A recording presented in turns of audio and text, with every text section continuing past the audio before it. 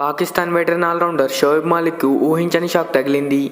అదేంటంటే Bangladesh Premier League franchise Fortune Barishal team fixing అనుమానంతో షోయబ్ మాలిక్ కాంట్రాక్ట్ని రద్దు చేసింది. కాగా అప్పటికే మాలిక్ వ్యక్తిగత కారణాలతో BPL 2024 నుంచి స్వదేశానికి వచ్చేశాడు. అంతలోనే మాలిక్కు ఫార్చ్యూన్ బర్షల్ ఈ షాక్ ఇచ్చింది. ఈ లీగ్లో కేవలం ఇతను 3 మ్యాచ్లు మాత్రమే ఆడాడు. అసలేం జరిగిందంటే జనవరి 22న షేర్ బంగ్లా స్టేడియంలో ఫార్చ్యూన్ బర్షల్ మరియు ఖుల్నా రైడర్స్ జట్లు తలపడ్డాయి. ఈ మ్యాచ్లో బౌలింగ్ చేసిన మాలిక్ ఒకే ఓవర్లో ఏకంగా 3 నోబాల్స్ వేశాడు. ఆ ఓవర్లో మొత్తం 18 పరుగులు వచ్చాయి. సాధారణంగా స్పిన్ బౌలర్ నోబాల్స్ వేయడం చాలా అరుదుగా చూస్తుంటాం. అటువంటిది మాలిక్ ఏకంగా 3 నోబాల్స్ వేయడం తీవ్ర అనుమానాలకి దారితీసింది. ఈ క్రమంలోనే ఫార్చ్యూన్ బర్షల్ ఫ్రాంచైజ్ మాలిక్పై వేటు వేసింది. కాగా ఇటీవలే మాలిక్ 3వ పెళ్లి చేసుకుని వార్తలోకి ఎక్కిన సంగతి తెలిసిందే.